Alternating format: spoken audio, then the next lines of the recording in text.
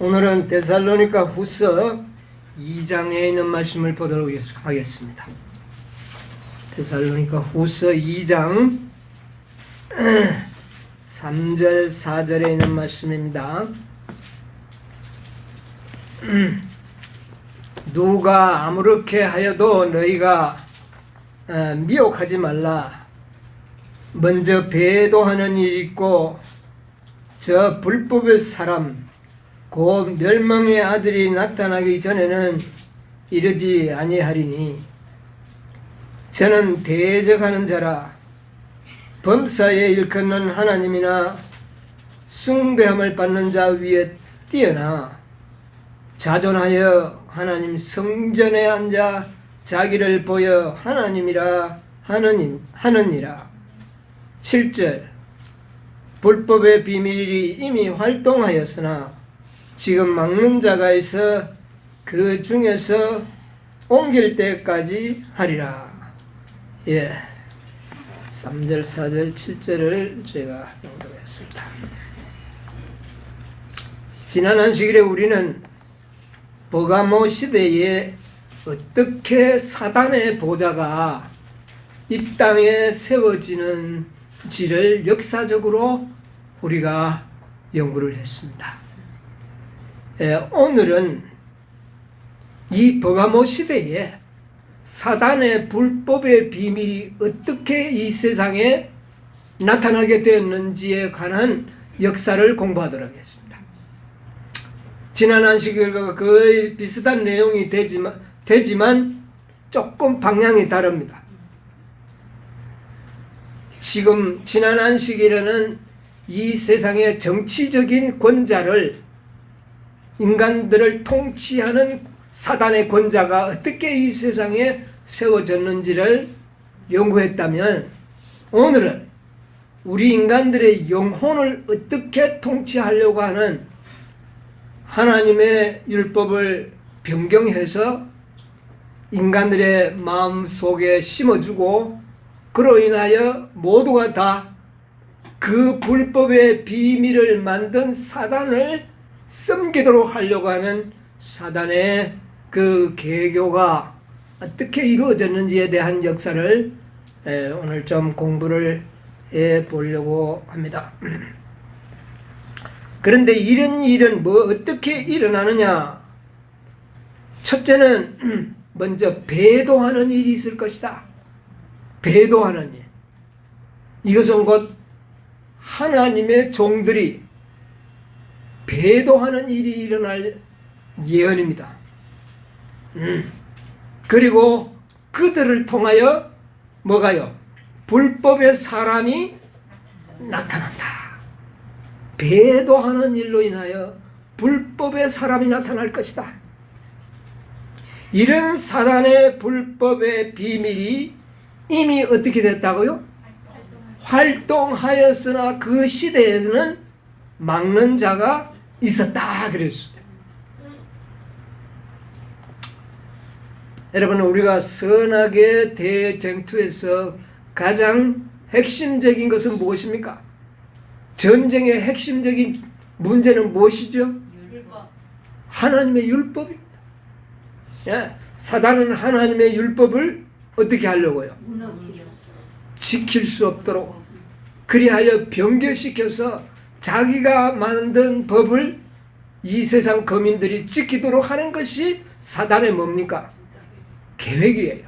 그것을 일컬어 불법의 비밀이라 그렇게 합니다. 그런데 그 불법의 비밀이 어느 시대에 나타나느냐 하면은 버가모 시대에 나타났다는 겁니다. 버가모 시대. 사단의 권자가 이 땅에 세워짐과 동시에 무엇도 불법의 비밀도 나타나게 되었다고 하는 역사를 오늘 우리는 영적인 역사를 좀 생각을 해보려고 합니다. 우리 지난 안식일에 이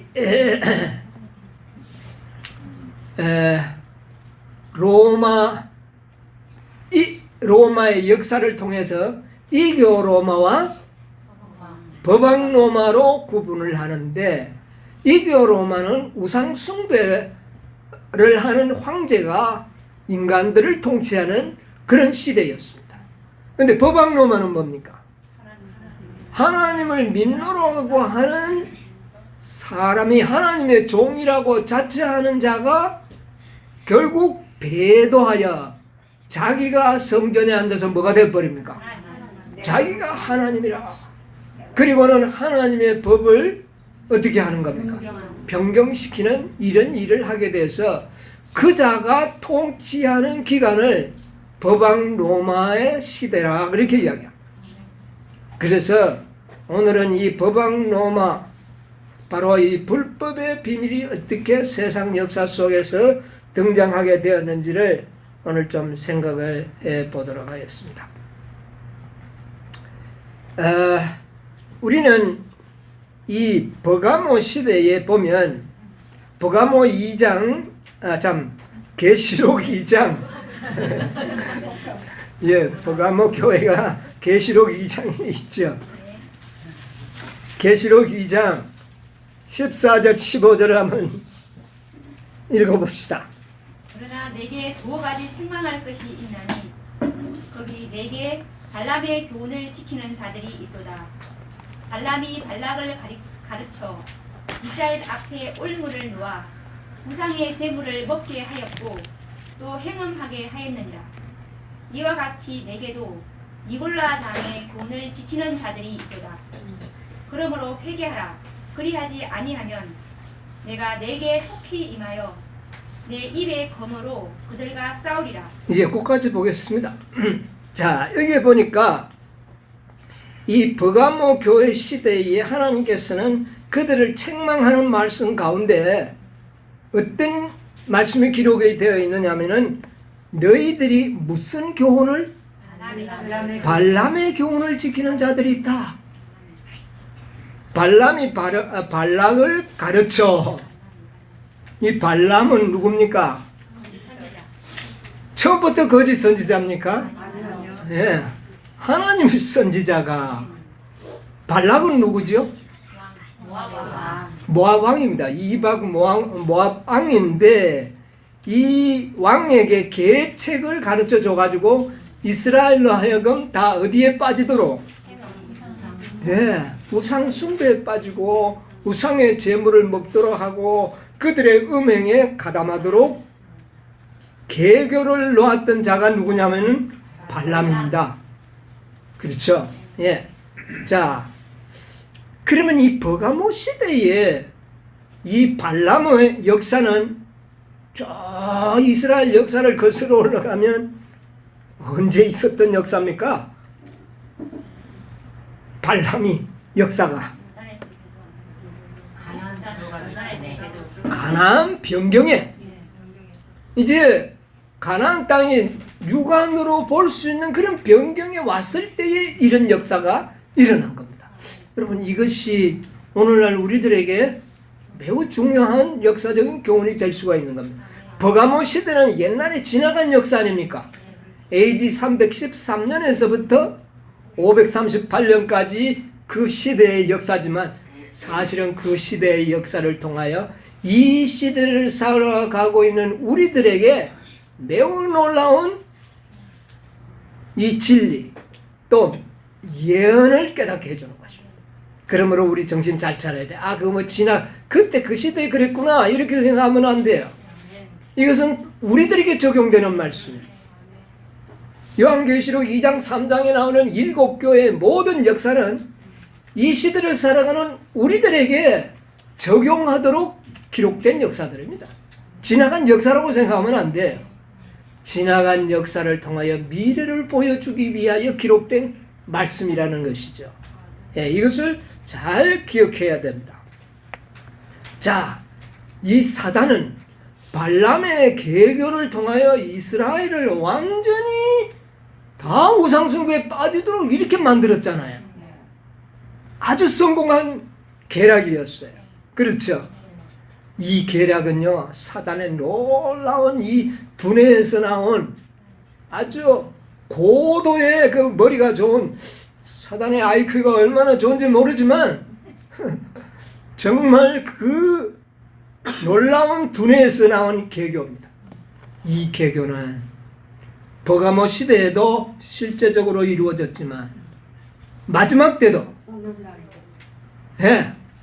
오늘날 내지는 미래에도 이 개교가 하나님의 백성을 멸망시키는 계략이 될 것이라는 것입니다. 그러므로 우리가 이것을 잘 이해하고 우리가 배울 필요가 있다는 말이죠. 자, 그 다음은 또 뭐가 있습니까? 니골라당. 그러니까 발람의 개교와 니골라당의 교훈이 하나님의 백성을 아주 멸망시킬 수 있는 좋은 사단의 뭐가 됐다? 계책이었다. 이 계책은 앞으로도 똑같은 역사의 재현을 가져올 것이다. 예, 이것을 우리가 생각을 하면서 해야 될 것입니다. 자, 이 사단이 말이죠. 예배소 시대에 이미 이런 일이 있었지만은 그것을 막는 자가 있었다 그랬죠. 하나님께서 막으셨어요. 그때 그렇게 되면 안 되니까. 예. 복음의 씨도 뿌려지기 전에 불법의 비밀이 나타나면 안 되죠. 그래서 하나님께서 막으신 것입니다. 그래서 하나님께서는 예배소 시대에 온 세상의 복음의 씨를 다 뿌리고 스무나 시대에 그 곡식을 아주 겨울 동안 아주 연단시켜서 든든하게 열매 맺을 수 있는 그런 곡식으로 성장시켰습니다. 여러분, 이 핍박과 이런 것은요 굉장히 그리스도인을 믿음을 뭐하게 해주는 겁니까? 아주 강하게 만들어주는 도구들이죠. 여러분, 이 핍박이 꼭 나쁜 것만은 아니에요. 우리의 믿음을 아주 강하게 하고 교회를 순결하게 해주는 거예요. 그리고 이 순교자의 피는 복음의 씨앗이 돼가지고 한 사람이 죽는 곳에 수백 명이 일어나는 이런 역사가 수백 년 동안 일어나 버렸습니다. 사단이 탁 깨달았어요. 아, 이 하나님을 믿는 이 놀라운 복음의 힘은 핍박으로는 안 되는구나. 이걸 사단이 깨닫고 사단의 전략, 여러분 사단이 회의 자주 합니다. 예, 회의를 자주 합니다. 근데 사단의 전략 회의에서 야, 우리가 이 핍박만으로는 이 교회를 이길 수 없다. 예? 핍박만으로는 이 복음의 전파의 이 능력을 꺾을 수 없다. 이것을 깨닫게 된 겁니다. 그래서 오히려 그것은 핍박은 복음을 더 확산시키는, 핍박하니까 도망가니까 가는 데마다 복음 전파되고 사단이 이거 안 되겠구나. 그래서 생각해낸 것이 옛날에 우리 저 광야에 있을 때 이스라엘 백성에게 사용했던 발람의 개교를 한번 우리가 사용해보자. 이렇게 해서 발람의 개교가 이 버가모 시대에 와서 사용되게 된 것입니다. 네, 이런 역사적인 관계를 우리가 잘 이해해야 되죠. 자, 보세요. 이 민수기 22장에 보면 이 발람의 역사가 쫙 이렇게 나오죠. 나오는데 발락은 모압 왕이지 않습니까? 이 모압 왕은 그때 굉장히 강한 나라입니다. 그런데 이 모압 왕이 생각할 때에 자기보다 더 강한 어떤 왕, 아모리 왕 시혼과 그 다음에 바사나 옥이 누구한테 멸망할 뻔? 이스라엘에게 멸망할 뻔. 이 모압 왕이 가만히 생각해, 우리보다 더 강한 나라가 이스라엘에게 멸망당하는 것을 보니까 힘으로 대결해서는 이거 안 되는구나. 그래서 계교를 짠 것이 뭐냐면 하나님의 선지자 미디안 사람 발락에게 가서 한번 이거 뭔가 발람 네, 발람을 찾아가서 한번 종교적인 힘을 이용해보자. 이게 이제 발락의 생각이었어요. 그래서 발람에게 가서 어떻게 합니까? 많은 선물을 주면서 어떻게 누구를 좀 저주해달라. 이스라엘을 좀 저주해달라. 그런데 뭐를 많이 가져갔어요? 금은 보화를 잔뜩 싣고 가고 그 다음에 그렇게만 해주면 높은 명예와 관직을 약속을 하고 발람이 그 말을 들으니까 한꺼번에 거절할 수 없을 정도로 그 금은 보화가 탐이 난 겁니다. 그래서 그 발람이 어떻게 했어요? 아니라고 가라고. 그들은 하나님의 백성이요 택하신 민족인데 그렇게 할 수 없어. 나는 그렇게 하지 않겠노라. 이렇게 딱 잘라 거절을 했어야 되는데 뭐라고 이야기하죠? 내가 한번 기도해 보겠노라. 여러분 알면서 기도하지 마십시오. 하나님을 뜻을 알면서도 하나님의 뜻을 물어보겠다고 기도하는 발람. 오늘날 그리스도인들이요 딱 깨달아 놓고는 아이고 그대로 하기 싫으니까 기도해 보겠다 그래요. 기도하면 누구 뜻이 나올까요? 자기 뜻대로 되는 겁니다. 왜? 자기 뜻대로 해달라고 기도하는 거예요. 이미 그때 발람은 하나님의 뜻을 알아요 몰라요? 잘 알고 있는 선지자. 그런데 기도해 보겠노라고. 내 뜻대로 해줄런지 안 해줄런지 물어보는 겁니다. 그런 기도는 여러분 옛날에 그런 기도 좀 해봤죠? 하나님의 뜻은 요건 줄 알면서도 기도해 보겠다. 뭔 기도해봐요. 자기 뜻 따르려고 하는 겁니다. 우리 인간을 그렇게 깨를 부립니다. 이게 바로 발락과 발락의 아주 그 계획이었습니다. 자, 이 역사는 무엇을 의미하느냐 하면은 이 콘스탄틴 황제가 AD 313년에 자신이 기독교회로 어떻게 합니까? 개종을 합니다. 모압 왕이에요. 현대판 고시대의 버가모 시대의 모압 왕입니다. 가만 보니까 기독교를 아무리 핍박을 해도 수백 년 동안 선대 황제가 핍박을 해도 기독교는 어떻게 됩니까? 더욱 번창하고 로마 시민 전체가 다 뭐가 돼버립니까? 기독교화 돼버리는 겁니다. 그러니까 이 콘스탄틴 황제가 이거 핍박만 가지고는 안 되겠구나. 1대1로 힘으로 싸워서는 안 되겠구나. 이걸 깨닫게 되고 이 콘스탄틴 황제는 자신이 뭐가 돼버립니까? 기독교인이 되는 겁니다. 자기가 기독교인입니다. 힘으로 싸우지 않고 이제는 계략으로 싸우려고 하는 겁니다. 이것이 이제 AD 313년의 역사입니다. 그러나 그는 야심으로 기독교를 개종했으니 그에게 거듭남의 경험이 있겠습니까? 전혀. 그는 황제이면서 폰티펙스 막시무스예요. 대사제, 우상의 대사제였어요. 그러면 자기가 기독교 개종했으면 우상의 대제사장 직분은 내놔야 될 거 아니에요. 안 내놓은 거예요. 자기의 야심은 뭐냐면은 이 우상 종교의 대제사장이 될 뿐만 아니라 기독교의 사제도 되고 싶은 그런 야심이 있었어요. 그런데 이 콘스탄틴 황제가 기독교를 개종한 데는 사단이 좀 도와준 것 같아요. 왜 그랬냐면은 이 콘스탄틴이 황제가 되기 전에 가장 자신의 그 정적이 누구냐면은 막센티우스라고 하는 정적이 있었어요. 자기보다 더 아주 강한 로마의 세력을 가지고 있어요. 이 정적과 싸움을 앞두고 있었어요. 이 싸움이 313년 10월 27일에 이 막센티우스와 전쟁을 하게 되는데 그날 밤에 이 콘스탄틴이 꿈을 꿨는데 아주 막 빛이 발하는 십자가를 본 거예요. 그래서 이거 뭐가 있구나.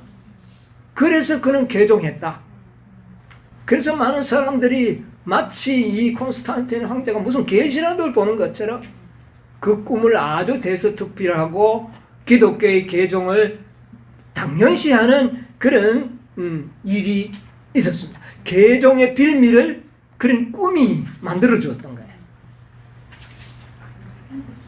그러나 그는 거듭남의 경험은 전혀 없었습니다. 그는 역시 마음의 우상 숭배적인 사상의 미신이 꽉 차 있었습니다. 그래서 이 미신적인 신앙, 우상 종교적인 신앙을 가지고 기독교로 명분만 바꾼 거예요. 네. 그래서 이 침례라 개종하면 뭐 받아야 됩니까? 침례 받아야죠. 그런데 이 콘스탄틴 황제는 침례를 안 받았어요. 네. 이 침례는 하늘 가는 문이 되는 놀라운 예식이기 때문에 죽기 전에 딱 받고 죽으려고 그랬어요. 그러면 하늘에 간다고. 그런 미신을 갖고 있는 그런 사람이었어요. 그래서 침례를 안 받고 죽기 직전에 진짜 받았는데 이런 역사적인 사실을 갖고 있는데, 다만 이 콘스탄틴 황제는 기독교 세력을 자기의 정치적인 기반으로 삼으려고 한 겁니다. 그래서 이 기독교인들이 너무 많으니까, 너무 강한 세력으로 확장이 되었기 때문에 이 기독교로 자기가 개종함으로 그것을 종교적인 하나의 기반을 삼아서 자기가 통치를 해보려고 하는 약심이 있었던 겁니다. 모압 왕이죠. 예? 모압 왕입니다. 발락. 예. 그래서 그는 개종함과 동시에 발람을 찾아갑니다. 발람이 그 당시에 발람은 누굴까요? 그땐 법왕이 아직 없죠. 538년에 가서 법왕권이 확신이 되었으니까. 그때는 로마 감독들입니다. 교회 감독이 선지자들이지 않습니까? 옛날에 말하면 선지자들. 그래서 이 로마 감독들에게 이 콘스탄틴 황제는 선심 공세를 쓰기 시작했습니다. 많은 금은 보화를 가지고 발람을 찾아갔던 그 발락이나 이 콘스탄틴 황제가 이 로마의 감독, 오늘날에 말하면 장로들이죠. 옛날에는 장로가 최고 감독이었으니까요. 그래서 그들에게 선신공세를 쓰기 시작. 기독교를 개종하고 난 다음에 얼마나 이 교직자들, 장로들, 오늘날에 말하면 사역자들에게 특혜 공세를 베푸기 시작. 그래 그걸 조금 찾아보니까 이 감독들은 그때는 다 이 젊은 청년 때는 어디에 가야 되냐면 군대를 가야 합니다. 옛날에도 전쟁이 너무나 많았기 때문에. 그런데 사역자만 되면, 교육자만 되면 군대 면제를 시켜줬어. 군대 가는 게 얼마나 두려운 일입니까?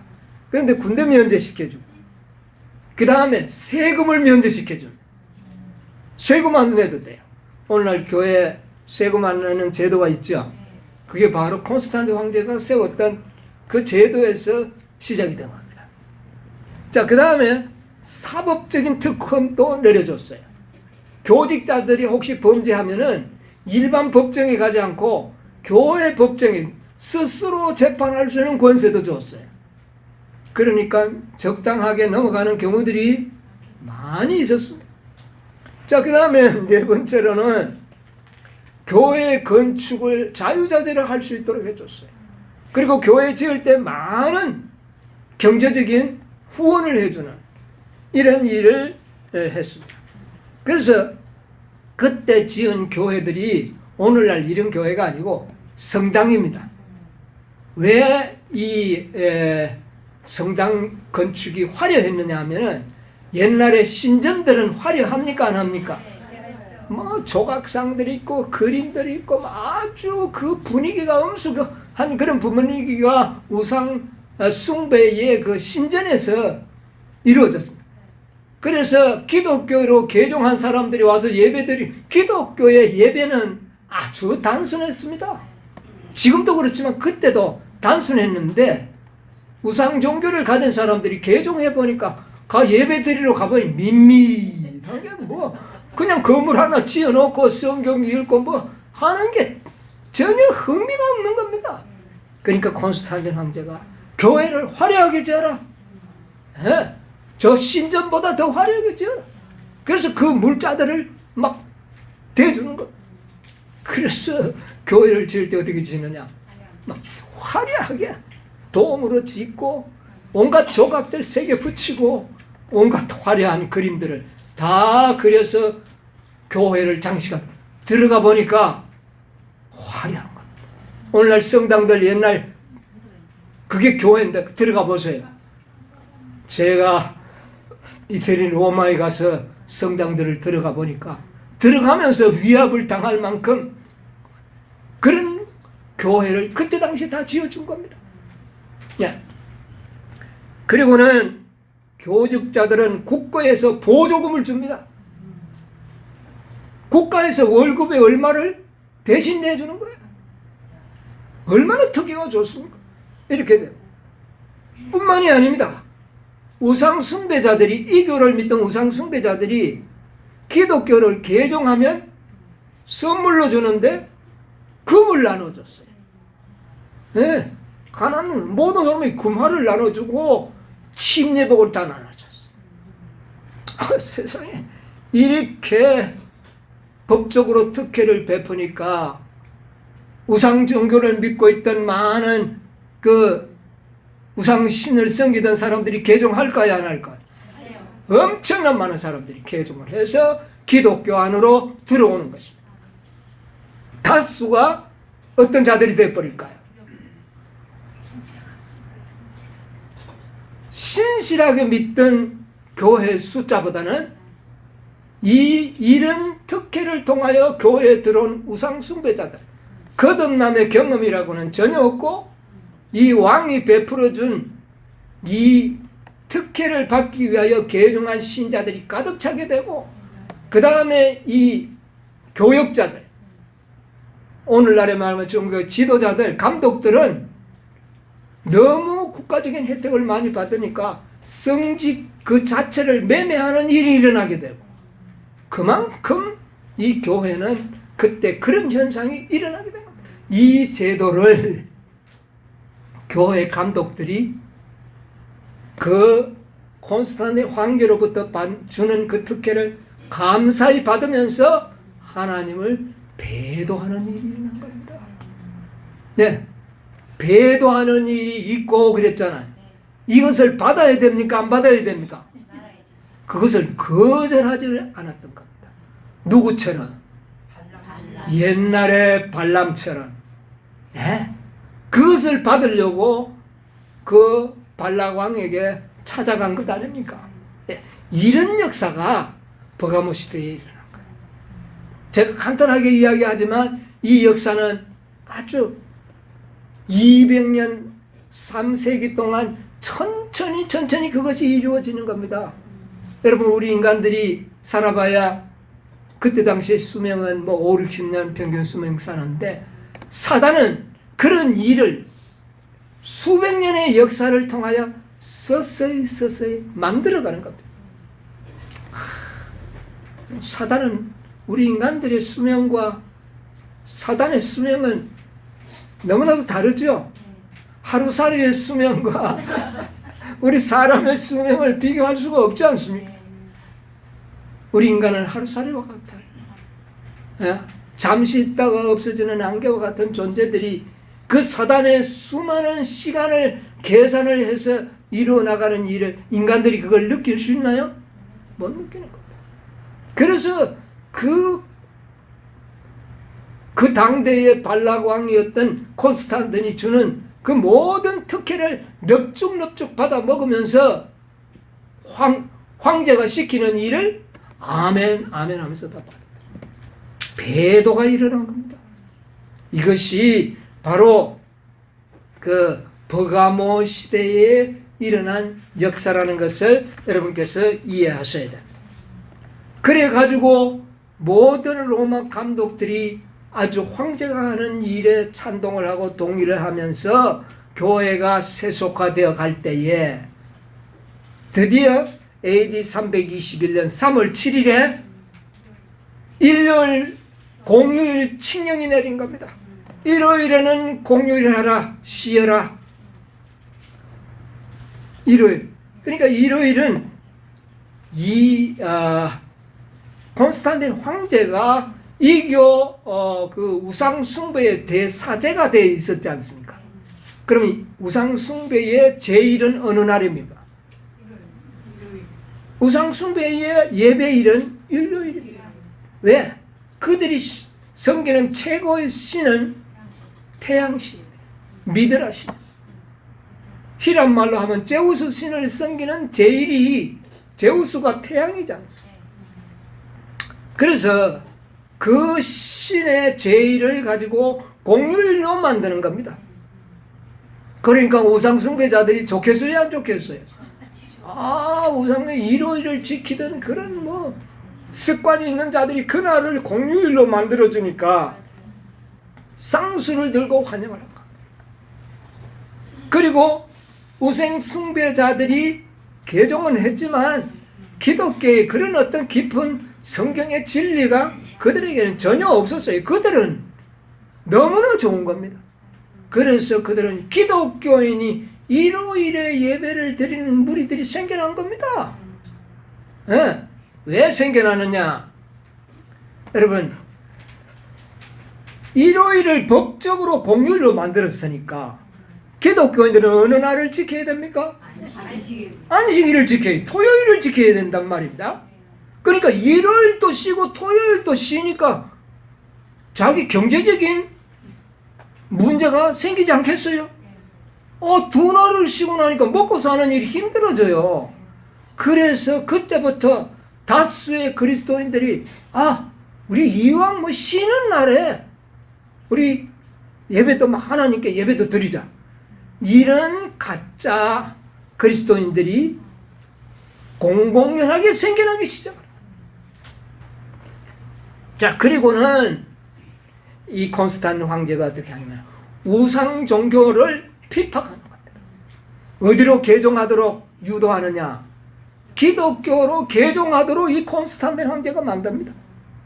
그리고는 325년에는요 모든 왕궁의 신하들, 군인들 전부 기독교로 개종하도록 명령을 합니다. 개종만 하면 어떻게 되는데요? 많은 특혜를 누릴 수 있으니까 개종할 이유가 없는데 만약 개종하지 않으면 비판을 합니다. 여러분, 당근과 채찍이라는 말이 있죠. 당근은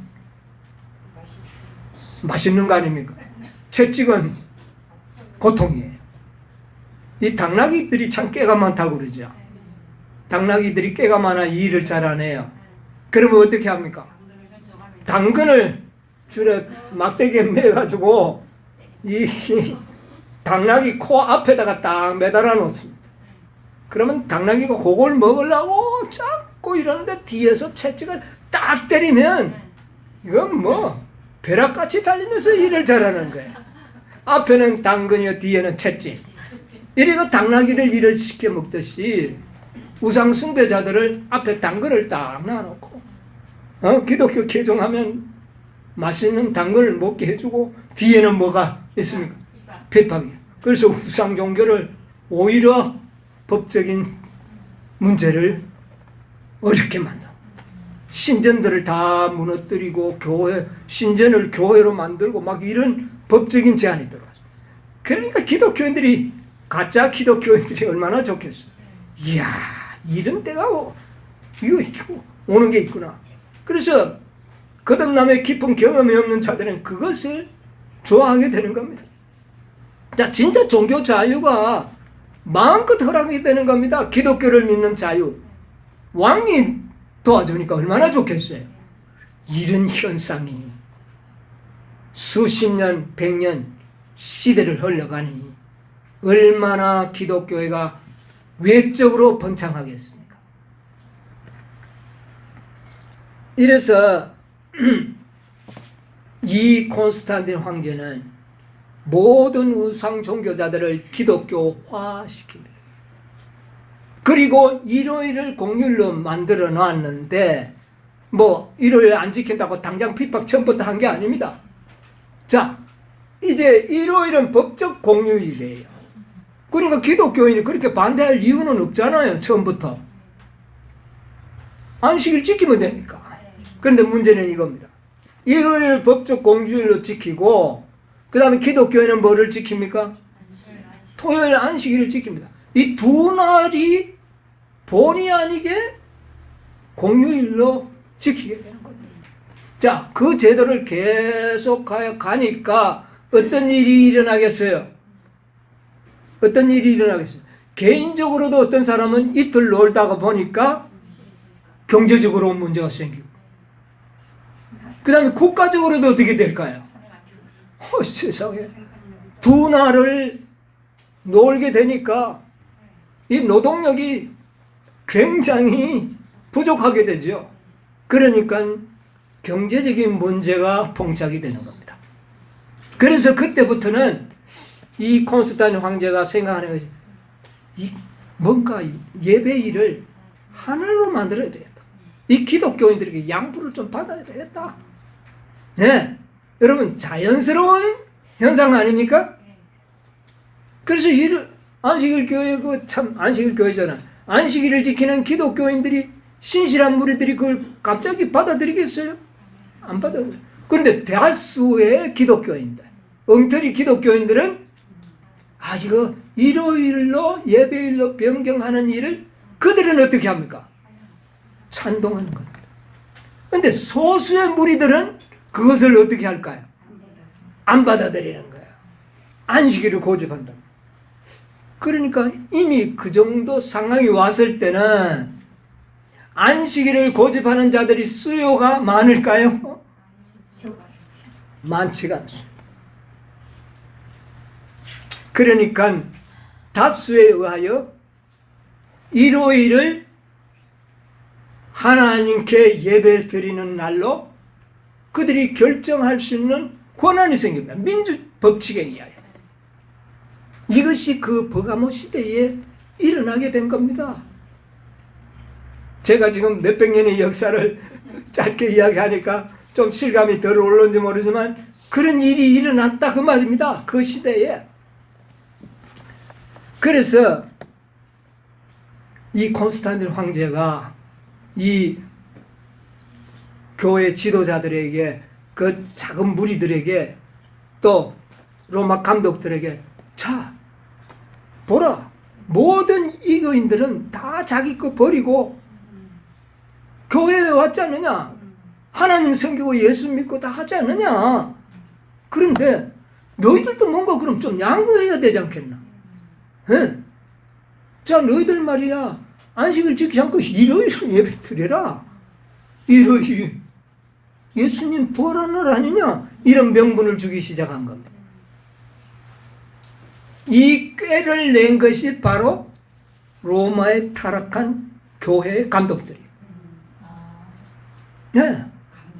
네, 감독들이 그런 명분을 딱 가지고 백성들을 설득하는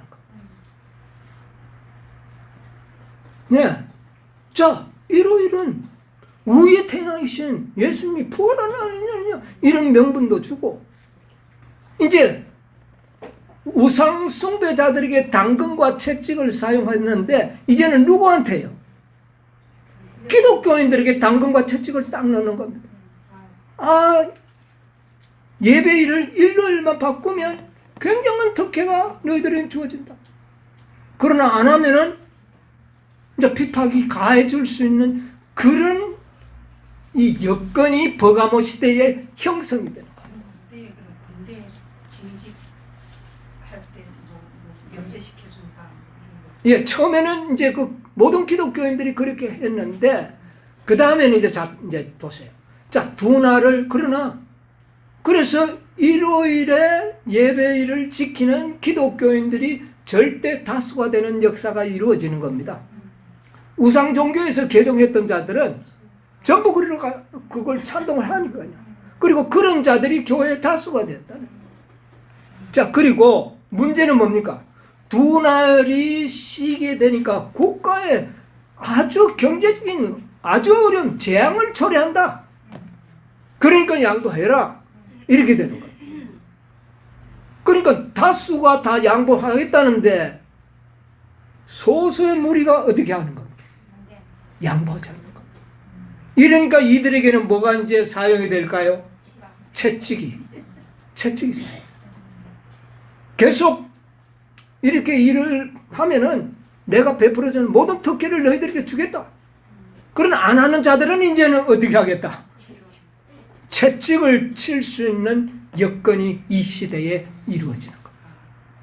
이게 서서히 이루어지는 겁니다. 뭐 어느 한 321년 일요일 법령이 낼 때 당장이 그렇게 된 게 아니라 그렇게 해서 그것이 진행될 때에 어떤 현상이 오느냐 하면 경제적인 문제가 생긴다는 겁니다.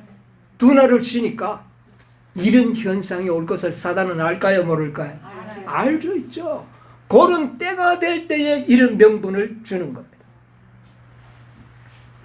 자, 그래서 이 일요일이 제7일의 자리를 차지하게 되는 역사적인 과정이 이런 과정을 거쳐서 제7일이 일요일로 자연스럽게 막 하나님의 법을 못 지키도록 이렇게 만든 게 아닙니다.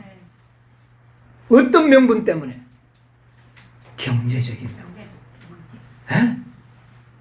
우리나라가 딱 두 날을 이렇게 지켜버리면 우리나라가 어떻게 먹고 사느냐? 다수가 다 일요일을 원하는데 조그마한 무리들은 이거 안 한다면 말이 되느냐?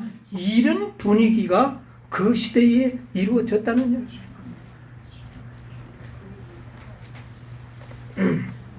자, 그런데 사실은 교회가 이제 뭐 전부 기독교인이 되지 않습니까? 이교 로마와 법학 로마의 차이점이 뭡니까? 이교 로마는 황제가 통치하고 그 다음에 황제가 폰티펙스 막시묵스지 않습니까? 또 그들이 종교를 주관해 왔습니다. 그러나 첫째는 뭡니까? 황제. 두 번째는 대사제. 이런 관계입니다.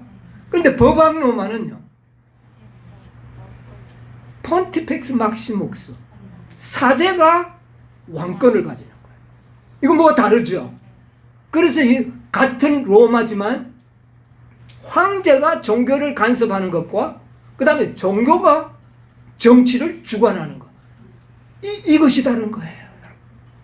이교 로마와 법학 로마의 차이점은 거기에 있는 거예요. 그러므로 종교가 정치를 압도하는 것이죠. 이것이 사단의 계획입니다. 자, 그래서 사실은 많은 기독교 발람에게 특혜를 베풀어 준 겁니다. 지도자들에게.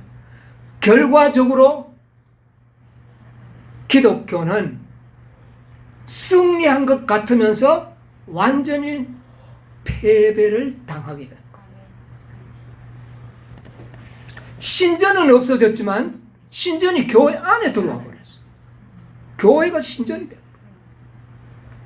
그 다음에 제우스를 섬기는 사람들은 거의 없어졌지만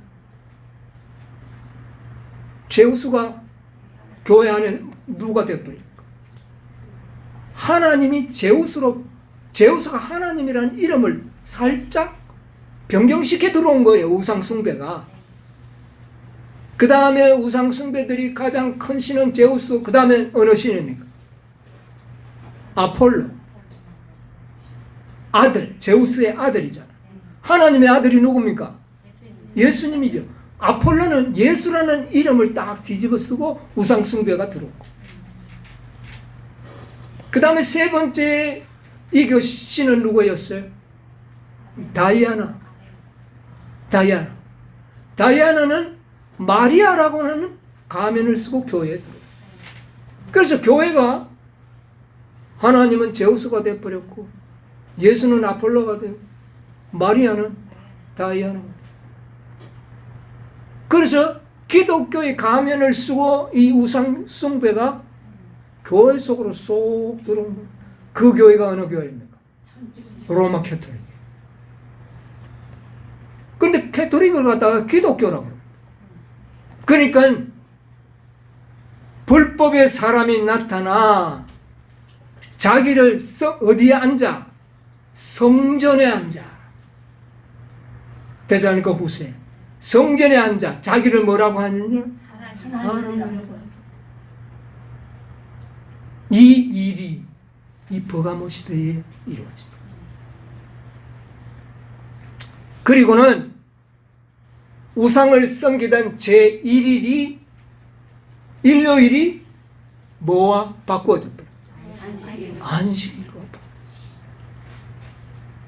이게 불법의 비밀. 법이 어떻게 되는 겁니까?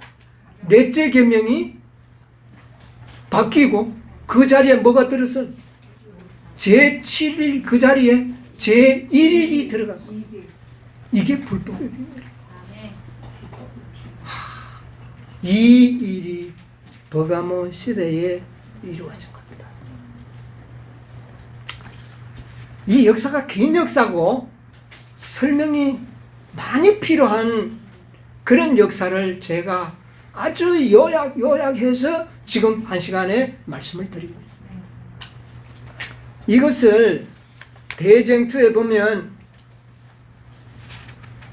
이렇게 기록하고 있는데 대쟁투 52쪽 53쪽에 보면 안식일의 변경과 사단의 흉계라 하는 그런 단락이 나옵니다. 나오죠? 예. 거기에 보면 그 내용의 역사가 나오고 그 다음에 그 전에 대쟁투 49쪽에서 50쪽에 보면 이런 말씀이 있습니다. 불법의 비밀은 처음에는 조금씩 비밀리에 그리고 조용히 찾았습니까? 한번 읽어보실래요? 요거 한번 조금 읽고. 불법의 비밀은 처음에는 조금씩 비밀리에 조용히 그리고 나중에는 세력이 커지고 사람들의 마음을 지배하게 되자 또 공공연하게 그의 기만적이요 참남된 일을 진척시켰다. 이교의 관습은 거의 드러나지 않게 조금씩 어떻게 해요? 조금씩 시간을 두고 발전해 나갔다 그 말입니다. 예. 그리스도 교회 안으로 침투 들어왔다. 양보와 순응주의적 정신은 교회가 이교 아래서 견뎌낸 맹렬한 박해로 말미암아 한동안 방치되었다. 그러나 이제 박해가 그치고 그리스도교가 왕궁 안으로 들어가게 되자 교회는 그리스도와 그분의 사도들의 겸손한 단순성을 버리고 이교의 제사장이나 방백들의 교만과 허식을 따르게 되었으며 하나님의 율법을 사람의 이론과 규전으로 대체시켰다. 4세기 초입에 있었던 콘스탄티누스의 이름뿐인 개종은 큰 기쁨을 불러일으켰다.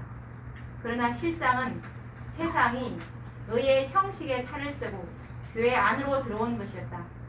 그리하여 타락이 급속도로 진행되었다.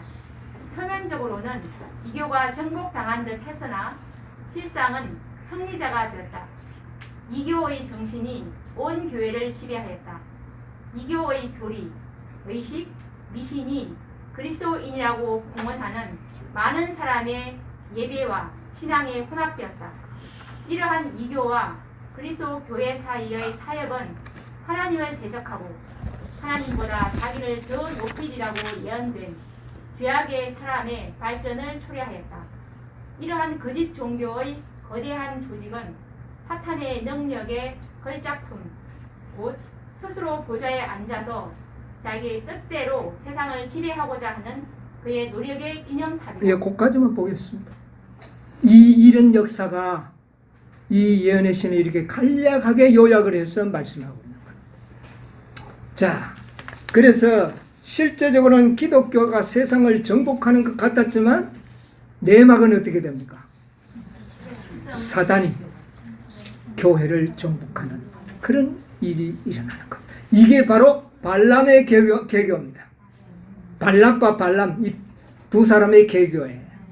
이것이 바로 버가모 시대에 일어났던 겁니다. 그 결과 사단의 보좌가 이 땅에 세워지게 된다. 그리고 그 시대에 불법의 비밀이 일어나 모든 하나님을 믿노록 하면서 누구의 법을요?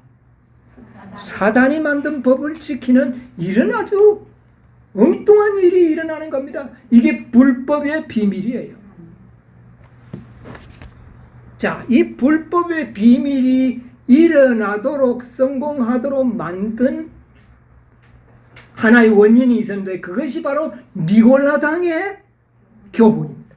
이 니골라당이 발락과 발람의 계교를 성공하도록 만드는 아주 중요한 일을 했습니다. 그것도 설명하려면 뭐 1시간, 4시간이 걸립니다. 그러나 단 한마디로 이야기하면 니골라당은 하나님의 율법을 경시하게 만드는 사상입니다.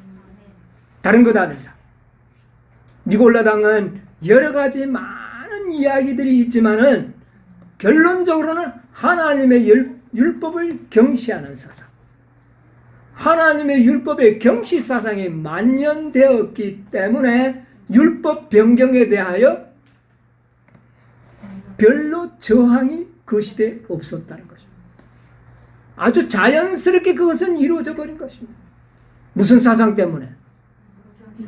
니골라당의 사상 때문에. 니골라라고 하는 말의 의미가 뭐냐면은 원어에 보면 이 니칸이라는 말과 라오스라는 말의 합성어인데 그 뜻이 뭐냐면 백성을 정복하다 그런 뜻입니다. 백성을 그러니까 이 니골라당이 완전히 백성을 정복해. 그리고 발람이라는 말도 이 히브리어 이 발람이라는 말도 베라와 하암이라는 두 단어의 합성어인데 뜻이 니골라와 똑같은 뜻입니다. 백성을 정복했다. 여러분 니골라당의 사상이 백성을 정복할 수 있는 그런 요인이 됐다. 그런데 중요한 것은 오늘날의 문제입니다. 오늘날의 우리들의 시대에 지금 어떤 사상이 농후합니까? 율법의 경시사상. 믿음으로 말미암는 의를 잘못 가르치는 많은 사람들이 구원을 얻는 일에 율법은 아무런 문제가 될 게 없다. 그러니까 율법이 경시사상이 들어가요. 오늘날 개신교의 모든 교파들은 하나님의 율법은 아무런 구원과 관계가 없으니까 그 신경 쓸 거 없다. 경시사상이 들어. 오늘날 재림 성도들도 믿음으로 말미암는 1888년에 믿음으로 말미암는 의를 가르친다고 하면서 율법에 대한 경시사상을 넣고 있는 이런 무리들이 있는 겁니다. 이게 바로 니골라당이에요. 니골라. 현대판 니골라당. 계시록 2장 16절에 보면 버가모 교회에 뭐라고 말합니까? 뭐하라? 회개하라 그랬어요. 여러분 회개하는 것이 뭐예요? 돌이키는 겁니다. 가던 길을 어떻게 해요? 돌아서는 거예요. 여러분 발람이 말입니다.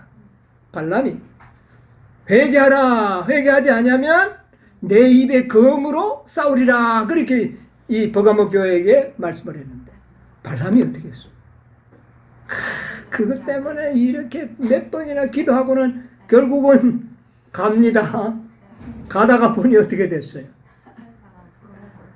이 당나귀가 뭐 앞으로 안 가고 막 밭으로 들어갔다가 일로 갔다가 담벼락에 막 문질러가 발이 막 상처가 나고 화나서 발람이 그냥 당나귀를 막 때린. 그러니까 그 당나귀가 말을 하죠. 와 나를 때리냐고 항의를. 그런데 거기에 누가 앞에 있었어요? 하나님의 사자가 뭐를 들고? 검을 두고 칼을 두고 서 있었어요. 그걸 당나귀는 봤는데 누구는 못 봤어요. 사람은 못 봤어요. 이 일이 회개하라. 그렇지 않으면 내가 뭐로 싸우리라? 그래서 예수님께서는 그 일을 막기 위하여 말씀의 검을 가지고 써 있었지만 발람은 그것을 보지 못하고 모압 왕을 찾아간 겁니다. 결과적으로. 그래서 결국은 율법의 불법의 비밀이 어떻게 해요? 이루어지게 하는 거죠. 그 누가 그렇게 만들어줬어요? 발람이. 이스라엘 백성들을 다 우상을 섬기도록 만들. 민노로 가면서 우상 섬기는 겁니다. 이런 역사가 일어나도록 만든 것이 그렇게 된 것이죠. 자, 여러분 오늘날 우리가 공휴일을 어느 날 지키고 있습니까? 오늘날 공휴일이 어느 날이죠? 일요일. 또 무슨 날 또 쉬고 있죠? 토요일. 이야, 이거 대단히 좋은 거구나. 옛날에는 어느 날만 쉬었습니까? 일요일. 안식일을 쉬는 사람은 아무도 못. 근데 언제부턴가? 일요일도 휴일이요. 안식일, 토요일도 휴일이라. 어르시고 좋다. 이거 언제부터 됐는지 모르겠어요. 여러분, 여기에 발람의 계보가 있지 않습니까? 발람이 이틀을 쉬어야 할 이유가 없어요. 근데 이틀을 쉬는 겁니다. 저는 이런 생각합니다. 오늘날 많은 예언을 연구하는 사람들 앞으로 뭐가 올 것이다? 경제 위기가 올 것이다. 경제 공황이 올 것이다. 그러죠? 자, 일요일 공휴일 지키고 안식일도 놀고 이렇게 계속 가다 보면 경제적인 공황이 오면 이거 우리가 이렇게 해서는 안 되겠다. 우리 공휴일 하나를 만들자. 이런 제안 올까요? 안 올까요? 지금 그렇게 돼. 저는 그렇게 올 것 같아요.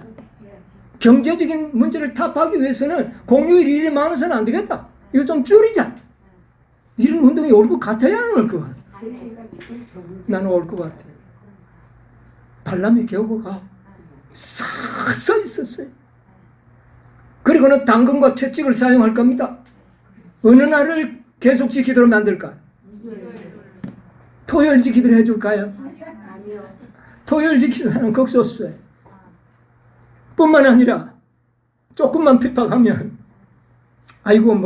일요일 지켜도 구원받을 수 있다.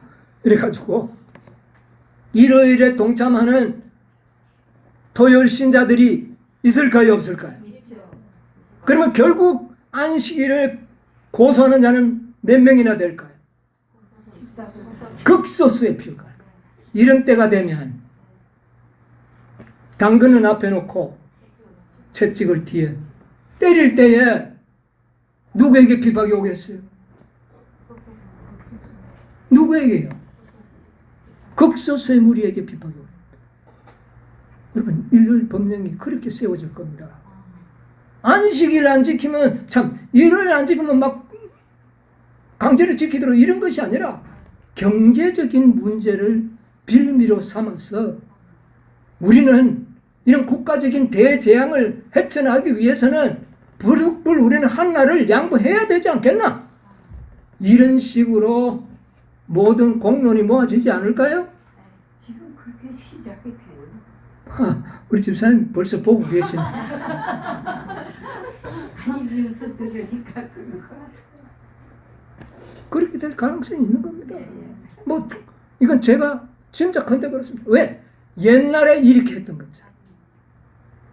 네, 옛날에 이렇게. 전 세계가 지금 경제해요. 근데 오늘날 너무 풍성하니까 이틀 놀고도 잘 먹고 잘 살죠. 그러나 이 일이 얼마나 오래 가겠습니까? 우크라이나 전쟁이 일어납니다.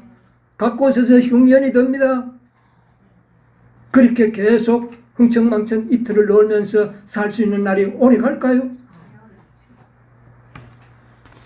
여러분, 믿음 준비하셔야 됩니다. 지금 왜 두 날을 왜 놀려줍니까? 안식일 지키라고 놀려줄까요? 우상의 재물 많이 먹고 세상 사랑하고 쾌락 누리고 즐거움 누리도록 해주는 겁니다. 많은 참 안식일을 지키는 무리들을 세속화시키기에 딱 좋게 만들어놨어요. 여러분, 계시록 2장 17절에 뭐라 그랬습니까? 17절. 귀 있는 자는 성령의 교회들에게 하시는 말씀을 들을지어 이는 그에게는 내가 감추었던 만나를 주고 또 흰 돌을 줄 터인데 그 돌 위에 새 이름을 기록한 것이 있나니 예. 받는 뭐를 주겠다고요? 이름 그 앞에. 만나 자, 경제적으로 굉장히 어려움이 옵니다. 우리가 안식일을 고집하는 자는 생계의 방도가 어떻게 해요? 끊어지겠다. 그러면 우리는 무슨 보정의 말씀이 있습니까? 하나님께서 여기 보니까 만나를 주시고 감추인 만나를 어떻게 해요? 주실 것이다. 주겠다. 감추인 만나. 근데 거기에는 또 이긴 자라고 했어요. 예, 물론 이긴 자. 이거 그러니까 안식일을 계속 잘 지켜나가는 자는 이긴 자들 거예요. 자, 그런데 이긴 자가 안식을 지킨 자가 이기는 건 법을 지킨다고 말이에요. 하나님의 법을 지키는 거예요. 그러면 감추인 만나를 어디에 감췄습니까?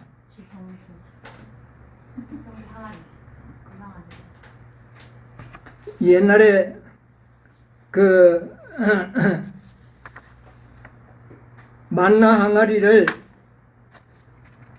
모세가 어디 갖다 넣어놓으라 그랬죠? 지성소 법궤 안에 감추었어요. 일반 백성들 볼 수 없었어요. 근데 그게 어디에서 나타났습니까? 자, 히브리서 9장 3절 4절 한번 읽어보세요.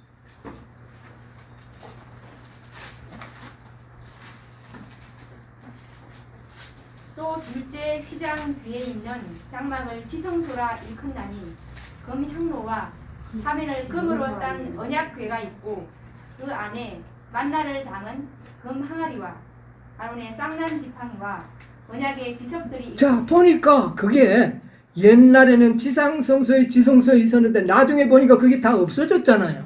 그럼 그게 어디가 있는 겁니까? 이제 하늘 지성소에 있는 거예요.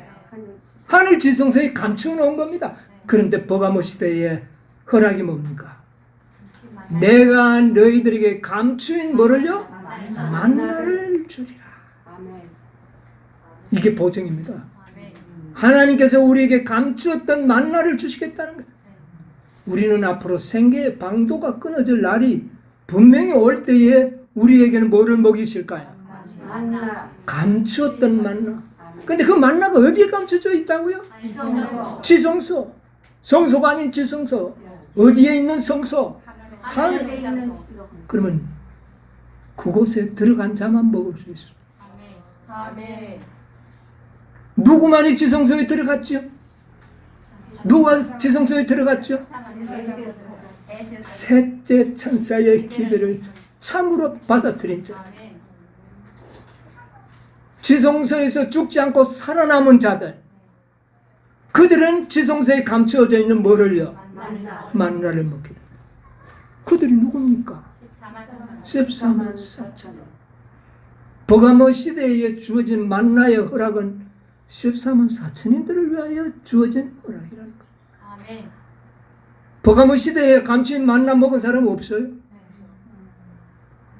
물론 하나님의 말씀을 먹고 살았던 것도 맞지만은 가장 문자적으로 성취가 이루어지는 것은 앞으로 14만 4천입니다.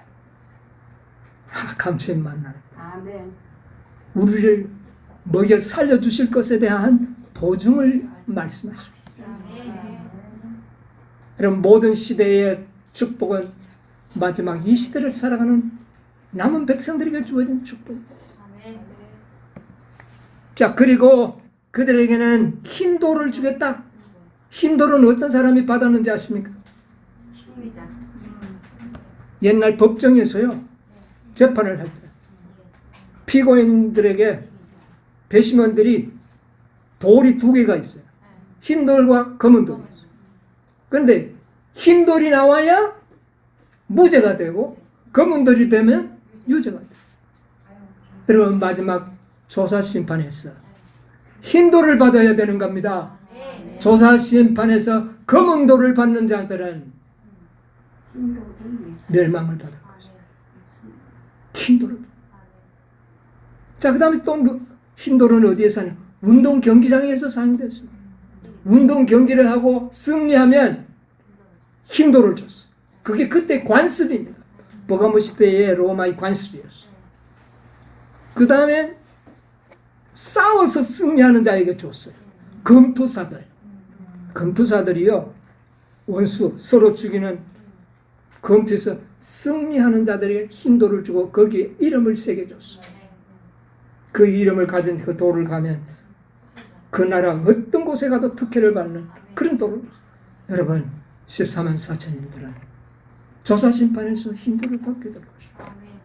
또 승리자로서의 새 이름을 새겨주시겠다. 아멘. 여러분, 이 모든 허락이 다 누구에게 주어진 것이? 14만 14만 4천.